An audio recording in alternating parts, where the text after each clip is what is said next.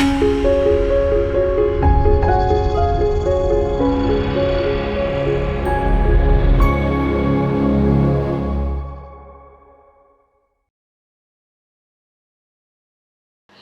Today editor Shri Phanindra పురాణ పనగారి రచన.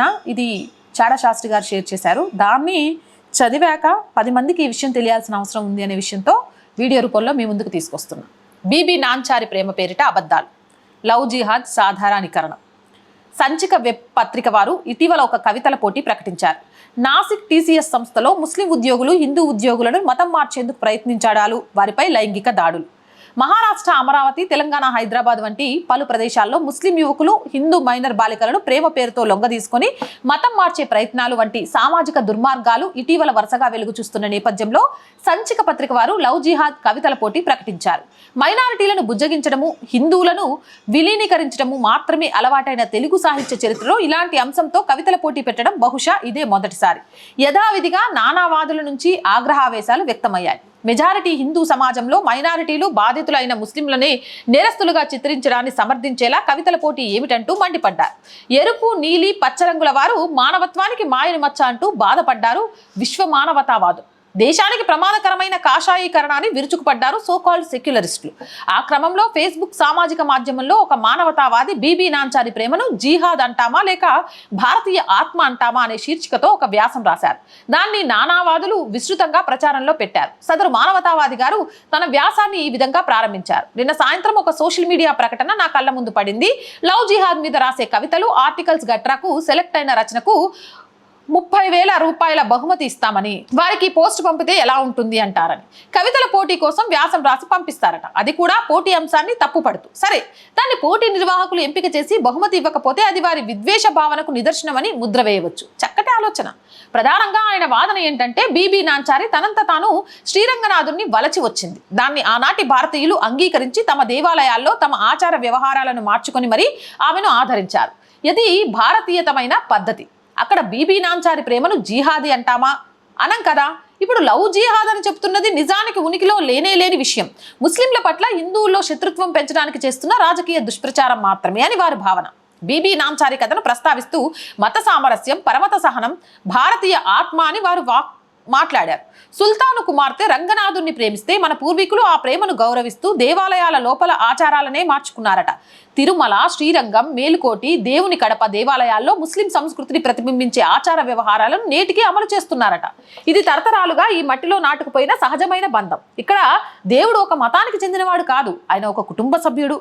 ఈ బంధంలో అనుమానం లేదు, కేవలం హక్కు మాత్రమే ఉందని ఆయన వాదన.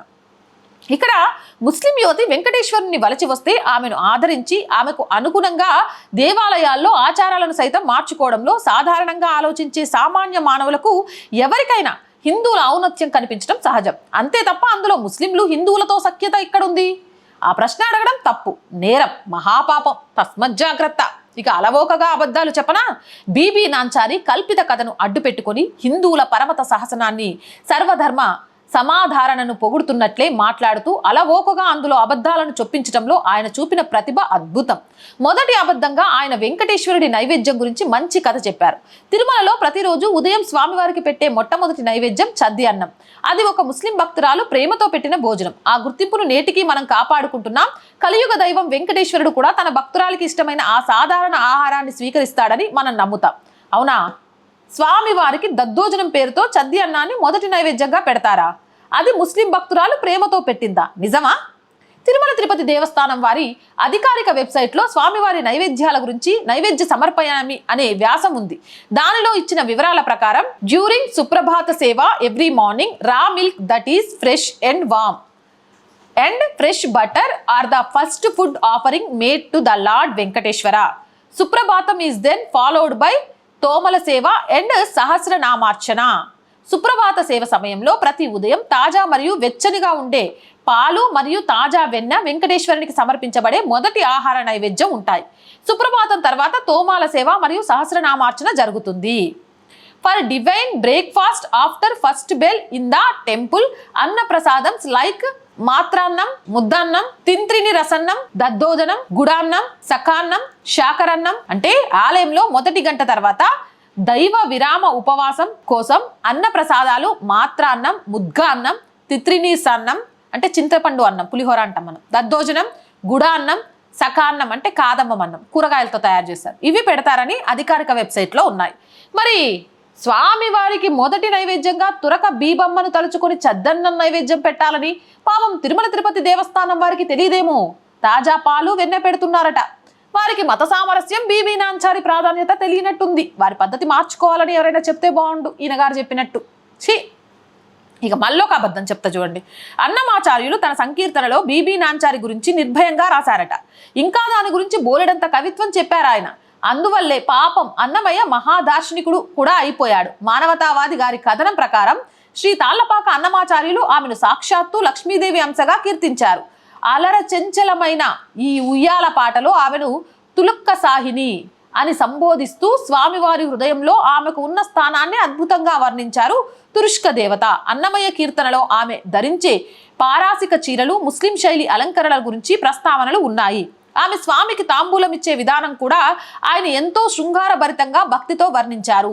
ఆమెను తన కీర్తనల్లో తులుక్కు సాహిని అని కీర్తించారు. ఆయనకు ఎక్కడా సంకోచం లేదు, ఎక్కడా భయం లేదు. ఆమె అందాన్ని, ఆమె భక్తిని ఆయన పరవశించి వర్ణించాడు.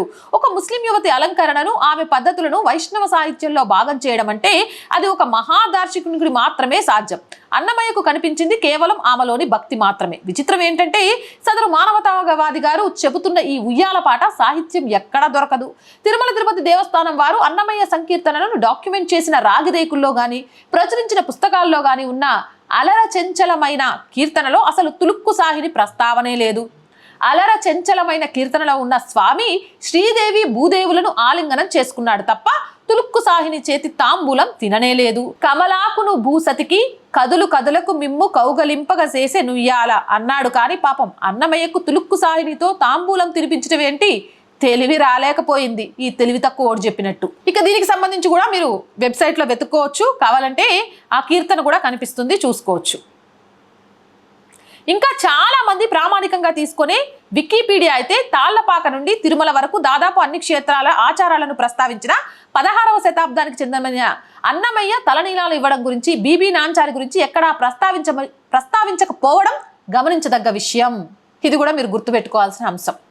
బీబీ నాంచారి కథలో ఎన్నో సందేహాలు తలెత్తుతాయి. చారిత్రకంగా కూడా దాని ప్రామాణికత అనుమానాస్పదం అయినప్పటికీ హిందూ దేవాలయాల్లో ఆమెను స్వామివారి భక్తురాలిగా, ఆయన దేవిరిగా భావించి పూజించడం, ఆధారంగా నైవేద్యాలు పెట్టడం ఎవరి విశాల దృక్పథాన్ని సూచిస్తుంది? ఖచ్చితంగా అది హిందువుల సామరస్య సౌహార్దతకు నిదర్శనం.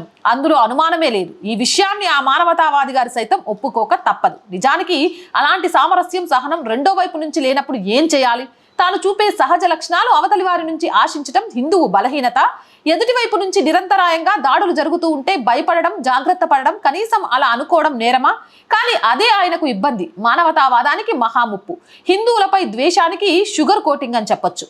మౌలికంగా భారతదేశంలోని అత్యధిక శాతం ముస్లింలలోని ఆధిపత్య భావజాలం, హిందూ వ్యతిరేకత, ఇస్లాం విస్తరణవాద కాంక్ష, కాపీర్లపై ద్వేషభావం, హిందువులను అంతం చేసి దేశాన్ని గజ్వై హిందుగా మార్చాలన్న తపన కళ్ళకు కట్టినట్లు స్పష్టంగా కనిపిస్తుంటే తూచ్ అలాంటివేమీ లేవు. అదంతా కాషాయవాదుల రాజకీయ కుట్రాని సోకాల్డ్ మానవతావాది గారు ఆక్రోశించారు. సామాన్య హిందువుల్లో చైతన్యం వస్తుండడం, దేశవ్యాప్తంగా ప్రతిరోజు జరుగుతున్న పరిణామాలను వారు గమనిస్తుండడం, ఇన్నాళ్ళు తాము ఏకపక్షంగా గుడ్డిగా అనుసరించిన లౌకికవాదమే తమను దెబ్బతీస్తుందని అర్థం చేసుకోకపోవడం ఆయనకు బాధ కలిగిస్తోంది. అందుకే దాన్ని కుట్రగా అభివర్ణించారు. వామపాములు జై భీం జై భీం నినాదిస్తులు గత శతాబ్ద కాలంగా చేస్తున్న ప్రయోగాన్ని ఈ మానవతావాది గారు సైతం కొనసాగించారు.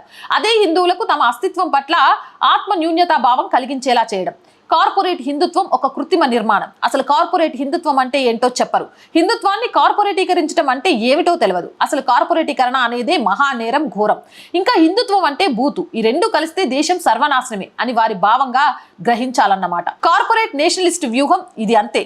జాతీయ భావన అనేది ఉండడం మహాపాపం. విశ్వ మానవులుగా మాత్రమే ఉండాలి తప్ప జాతీయవాద భావజాలం కలిగి ఉండడం సంకుచితత్వం. పైగా దానికి కార్పొరేట్ కలర్ ఒకటి. కార్పొరేట్ జాతీయవాదం అనే పదబంధం ఎవరికైనా అర్థమైతే వాళ్లకు వీరతాళ్ళు. ప్రేమను ఒక కుట్రగా చూడడం అనేది భారతీయ మనస్తత్వానికి విరుద్ధం. సమాజంలో నేరాలు జరుగుతున్న మాట వాస్తవం.